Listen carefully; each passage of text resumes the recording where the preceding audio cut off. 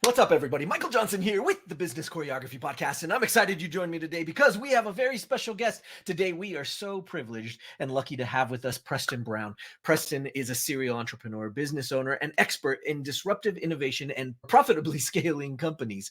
With 18 successful businesses that generate $200 million or more each year in gross revenue, Preston has advised hundreds of CEOs and entrepreneurs on how to grow and scale their companies. He's also a sought-after speaker with passion for sharing his insights and expertise. Guys, we are so lucky to have him here and to be able to glean his expertise, wisdom, and the crazy journey that is entrepreneurship and business ownership.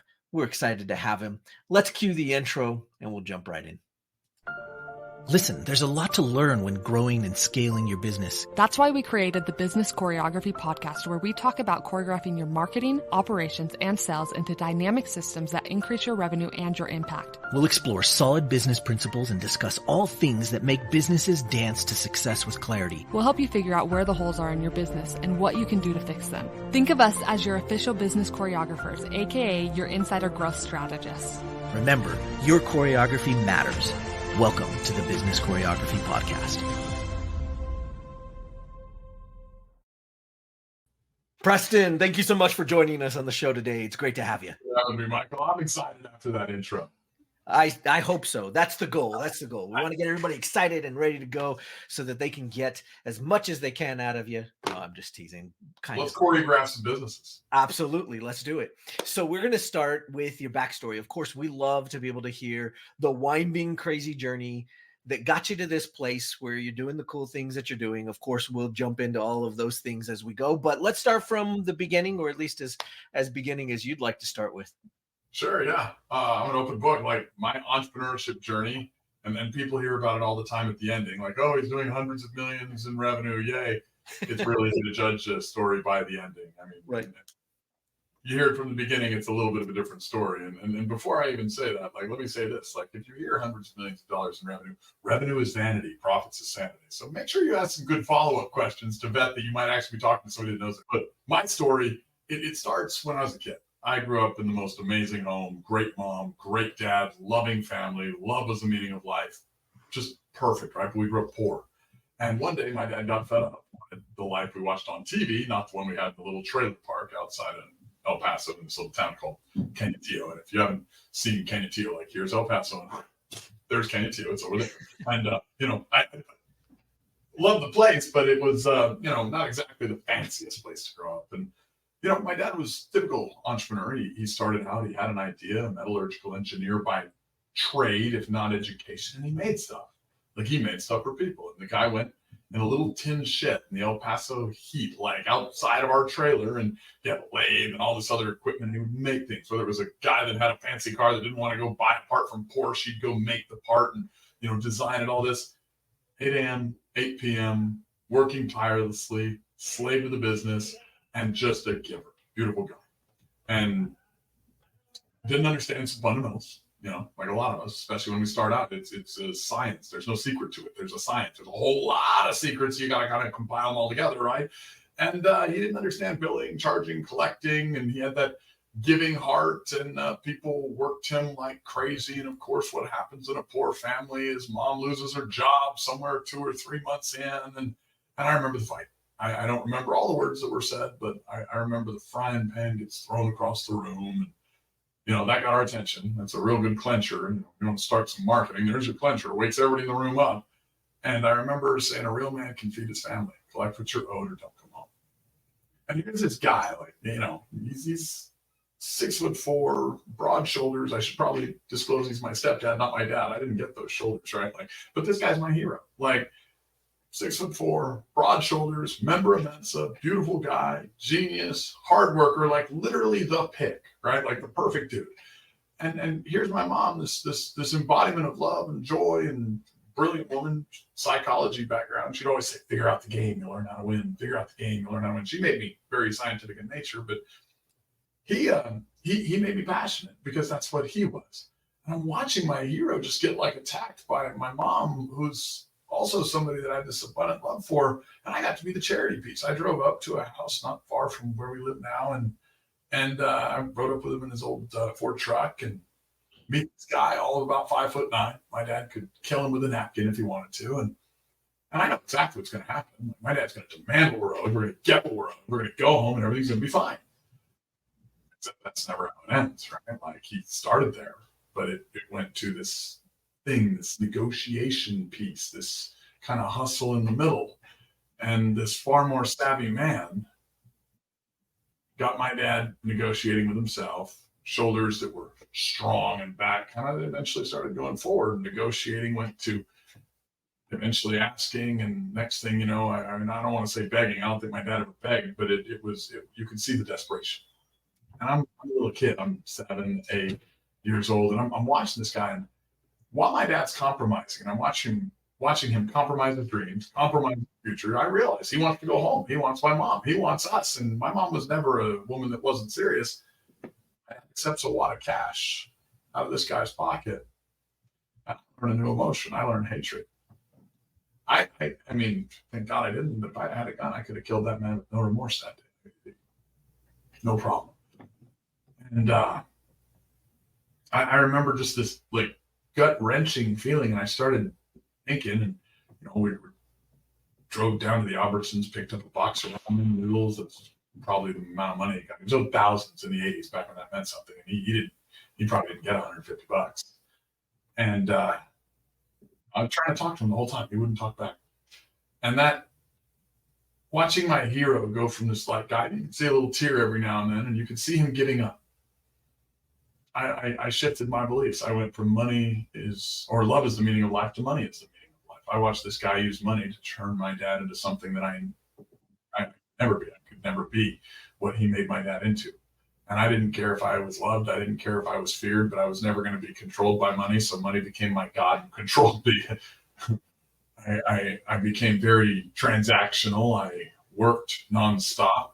I grew up, built businesses, had my first business painting driveways in high school. I was making a few grand a week, and all my other buddies would go get a job making $5 an hour. And, grew up, built companies, became rich, and became a terrible husband. And money was the meaning of life. And one day in 2019, Dad sat down in his favorite chair, and sins of the father, sins of the son, right? I'd spent my entire life with that sin becoming my own. He went to sleep and didn't wake up. He went home. My hero, the man that I'd worked my entire life to solve the problem he had when I was 7 left, that I didn't get to do with all that money what I'd intended. I didn't spend time with him. And I learned hate again. I learned hate not just for myself for not spending time with him, but for him for leaving, for God for taking him. And it was probably the most painful time in my life. It was also the best moment of my life because it taught me who I'm supposed to be. It took me back to those younger years. It took me back to love is the meaning of life. It took me back to simpler ideas like expectations are the mother of all suffering. And you can't understand suffering unless you've had it. And if you want to measure love, there's only one way. It's called unconditional love because you must love beyond your conditions. So the only way is to suffer. And so through hate, I was able actually to stop and realize that, oh, wow, I can find a little more of that little kid that I lost and what I really want. And I wanted time. And I remember being in the house where he was gone. The body was there. He was gone. And my family's there broken. I'm looking at my mom, looking at my sister, and I'm looking at everybody there. And I'm like, fuck, this is what I want. Like, I want these people. I want my loved ones. And I had all these formulas. Figure out the game, Mom said. Learn how to win. Figure out the game. Learn how to win. This was my first time where I didn't have a game that I could win. There was no way to win this game.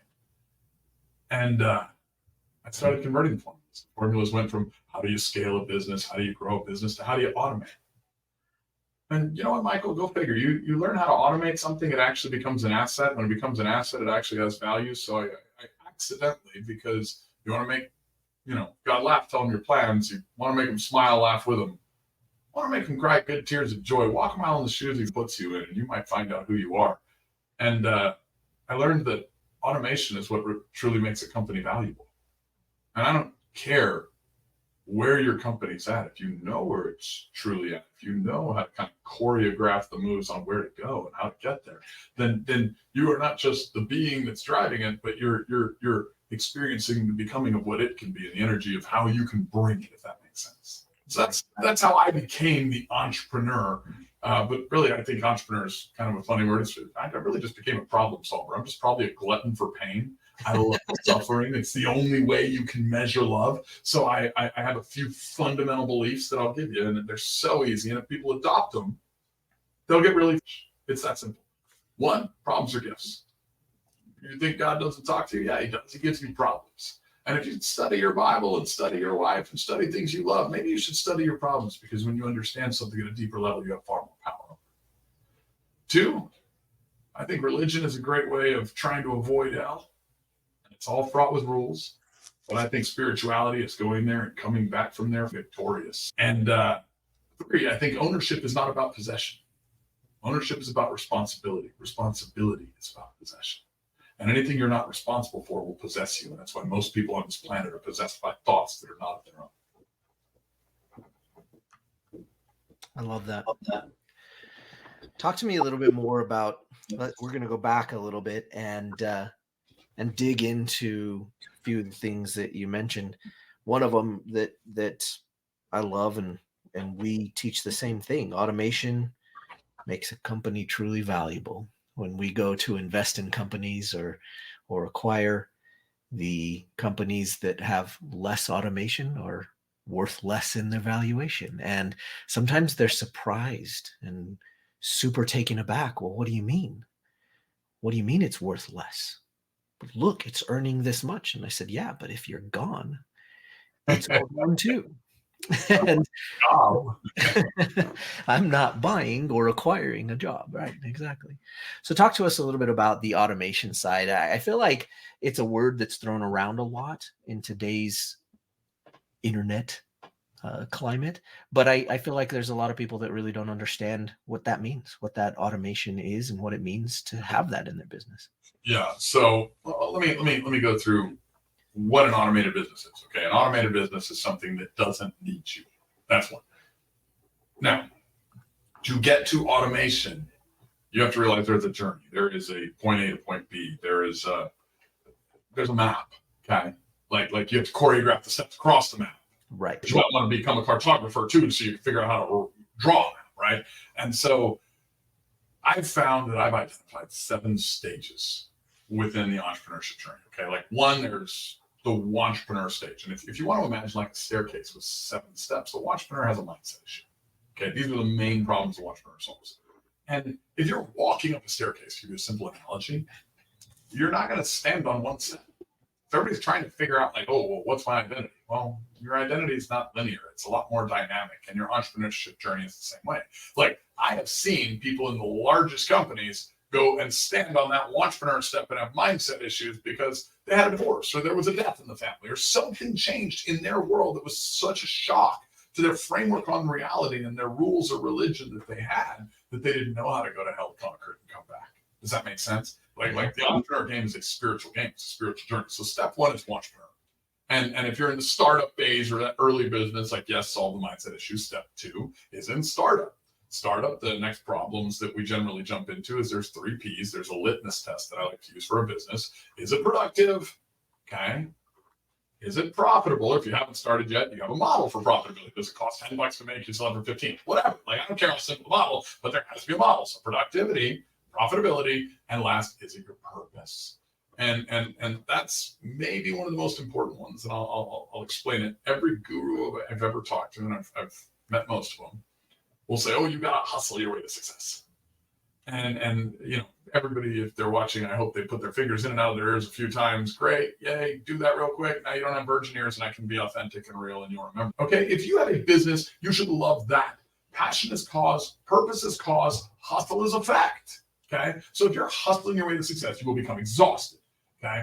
So let's see what happens on a litmus test if we remove any of the 3 Ps. Let's remove purpose. Okay. It's an investment. All right.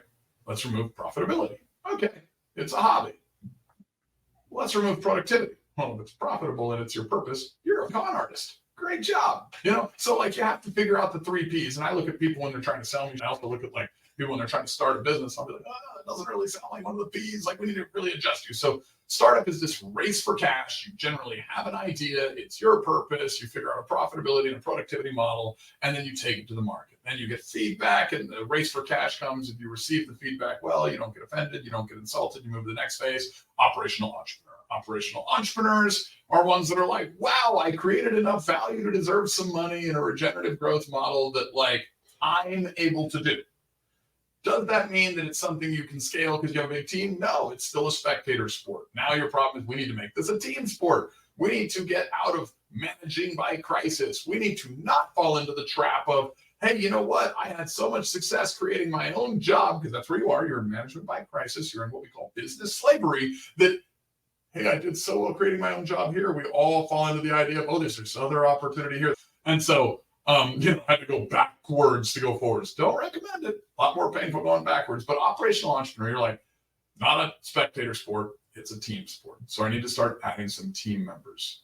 You need to start, optimizing little details. Like you might get a secretary, you might get an office, you might get an insurance. So you're going from, I need to remove exceptional, because you had to be exceptional to get in.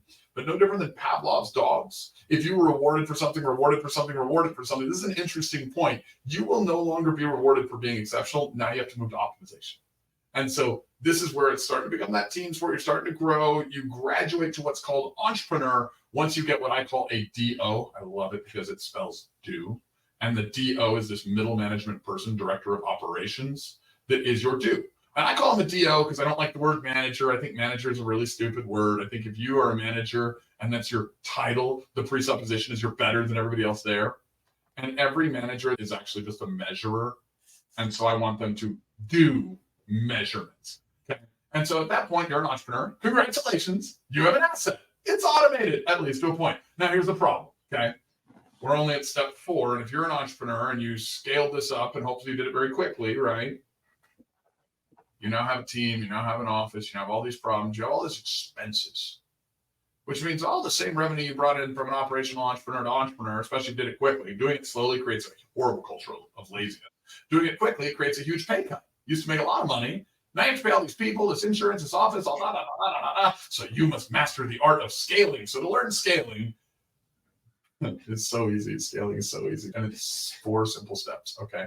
1, once you've brought in all these people, this office, this stuff, you have a team, you just scaled your capacity. That was literally what you did. You scaled your ability to handle more throughput. Okay. So you can do more leads, more sales, more deals, get more cash. The 4 flows of capacity. You can do all 4. Very simple. You have a bigger team. So now what you need to do is scale sales. Okay. And here's a quick marketing, sales, branding hack. If they get nothing but 3 things, these things will make you worth tens of millions. It's taken me to hundreds of millions. I highly recommend it. You want to market anything, find out what they want. Shit, give it to them. You want to sell anything that they want, find out who they want you to be. Go become that.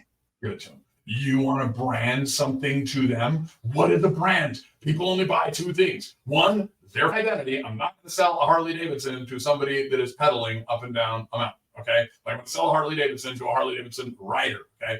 People buy their identity or they buy a way out of pain. Okay. So let's be real. Find out what their story is. Tell it back to them in a way that you solve for their identity or solve their pain. And I love the identity ones because luxury margins come from luxury products, which come from selling identity. Win, win, win. Okay. So once you learn scaling sales, which is, find out what they want, marketing, find out who they want, become it. Then it's just this regenerative growth model. You've got to go look at all the different returns. You're looking, return on what's called marketing, cost of customer acquisition. Then you need to go scale brand. Okay. Now, what is brand? By the way, when you're scaling brand, it's so easy. It's feedback. It's feedback. I'm talking to all the customers that bought from me, saying, hey, why'd you buy from me? I'm talking to all the customers that didn't buy from me. Hey, did you buy? Oh, great. Why'd you buy from them? What was it that I didn't have? And I'm using those little things to boom, boom, boom, boom, boom, and I'm showing them I care. And I'm generally giving them something like, hey, you know what? Thanks, man. Here, I'm sending you a little bottle of champagne, or I'm sending you a little gift card. Thanks for taking 10 minutes with you. I'm the owner, personal touch, and this is branding. Okay. And as you're going, you're improving your model. You're also talking to them. You're showing them you care. Guess where they're referring people now? Even the ones that bought from other places are referring you. So it's like scaling sales price. Then you scale the next thing, which is called margin. You know how you do this? And I'll tell you a fun story with it. Raise the price. So, okay. COVID hit. I bought a home building company. We were a small business. All the builders freaked out. They're all like, it's 08, all over again. And you know why they do that is because they remember the last time. Right. Like, what's happening again? I'm like, well, it's exactly nothing. And so I looked at data, which should be the largest asset on your balance sheet. Hopefully you know what a balance sheet is. If not, message me on social media. I'll inform you what a balance sheet is. But it should be the largest asset on your balance sheet. Like your data is key. And I looked at like the multiple listing service and I was like, wait a minute, all the resales are coming off the market. Okay. And I know that supply and demand has only existed when humans are behaving in a capital environment forever. And it's always the guiding force. And so I was like, less inventory, more valuable. And so I started more houses. And funny, I was right. And I could build 20 a month. That was my entire capability. And I started selling 30 a month, 40 a month, 60 a month. So I started raising the prices. Over about 6 months, I think I raised the prices about 150. I was hearing everyone list that and the other builders raise their earnest money. Some builders just turned customers away, which sent them to me, and they paid a lot more money with me.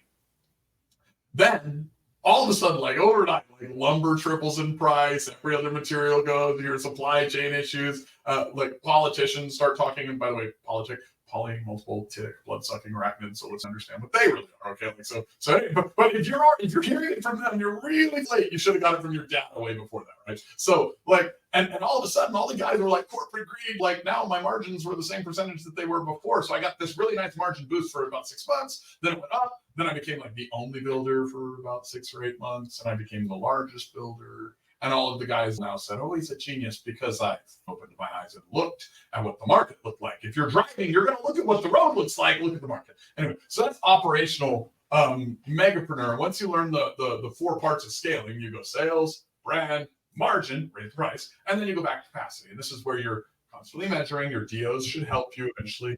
And we'll get into the next step, which is megapreneur. And there's only 2 more steps. It's so easy. It's only 7 steps. Like most staircases in your house have like 20. So 7, but as you're going back, you're getting back to capacity, right? You scale capacity again. And you're going to see who's doing a great job. Okay, well, that guy, he's going to get promoted. He's going to train other people. Do we need to add more of this person? Do we need more of this? So you go back to capacity. And you're leaving a regenerative growth model at the level it's at in every stage. Boom, boom, boom, boom. And you do the 4, okay? Leave it where it's at. Make sure it's balanced. And what you'll see is top line goes up, expenses a little bit. Top line up again, expenses a little bit. Top line up again, expenses a little bit. One day, as you're repeating this cycle, by the way, the whole time, you're getting richer, which is really cool. One day you're going to see top line go up, expenses a lot. Leaky buckets. This is not a bad sign. The world didn't change. Nothing went wrong. It's just like you had a plate that was only so big and the food started falling off because you were piling more food on. All it means is it's time to replace yourself. You can no longer promote from within. You need to start getting C-suite executives. You have a very big company. You're probably doing 25 million plus in revenue now. Congratulations, you're a genius. You're entering what's called megapreneur. Megapreneur is where you really get to feel rich. You're going to start with either a CFO or a COO. Do not promote from within. Do not make this mistake.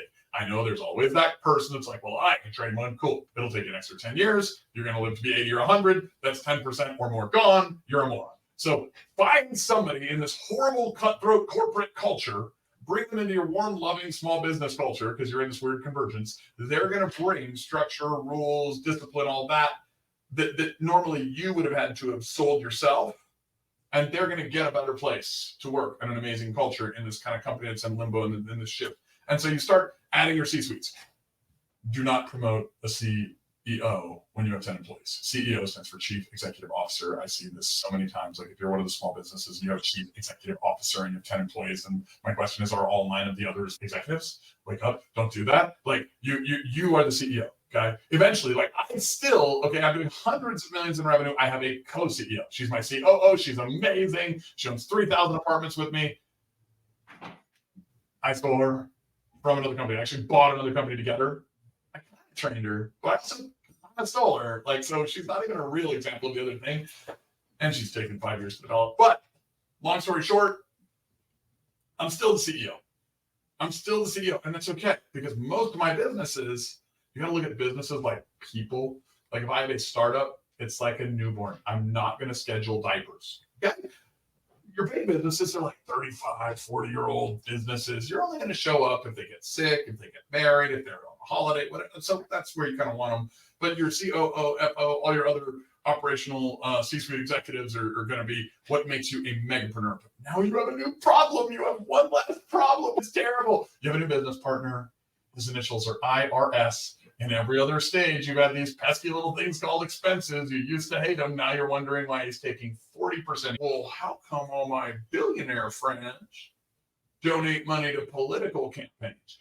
Oh, they're not just being charitable. Like, you could do a lot more overseas. Like, I mean, we could put like shoes on every child in all of Peru for like $100,000 or something. You can't even put a dent in the bucket if you go to the RNC or the DNC. Remember, politics, multiple blood-sucking rabbits, right? So they're all bad. Now, what are they doing? It's like, if you go buy an airplane today, you get an 80% bonus depreciation. Don't ask me, ask your accountant. If you go buy multifamily, there's 80% bonus depreciation. There's all sorts of new in solar and wind. Broke people spend their money, middle class save their money, rich people invest their money, live out of their assets later. And that's how you get to investor philanthropist. There's a lot more on this journey. I've given you guys like one page of like my formulas, but like there's 7 stages. And as you go through every one of the 7 stages, like anyone can take a company from 0 to $50 million, $100 million in a few years. Anyone can. Like, if you're working with people, we operate the same way. Like, we expect value. We understand we give money for it.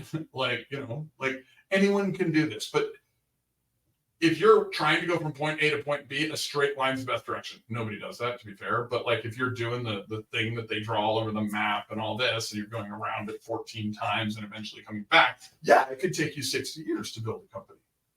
Or you could do it in 5 or 3. Like, look, business is a get rich quick scheme. It really is. It takes you 10 years to get really, really, really rich. And I know there's always that one person, oh, money won't buy you happiness, but poverty is also a really stupid idea. So to you out there, if you're going to put your hate out there, could you also maybe put some logic with it, because it's dumb? Oh, all right. Sorry, Michael. I go on rants. Well, I mean, it's an incredible framework, and I love frameworks. I am so excited that you shared that with us. And I can only imagine that you have so many more that you could share with us. And so how can our listeners be able to get in touch with you and find you so that they can learn more of the frameworks and learn more of the cool processes that you have? Because I know there's going to be some people that want to connect. So there's a couple ways. Right now, follow me on social media. I've always been the business guy behind the scenes. I've never been the guy on social media. I actually started just a year and a half ago, and I just hired a social media gal to put all that out there. And she kind of said some things that I think you were kind of mentioning earlier. So we're filming all of my content. We're putting it in 15 different simple documents for how you can master culture, clarity, capacity, and cash, how you can learn to harness the only 6 things that can change in a business: price, product, people, place, promotion, and process, through the 4 pillars, which are the culture, clarity, capacity, and cash, to achieve this magical thing called efficiency, which only comes when you master alignment, simplicity, and foresight.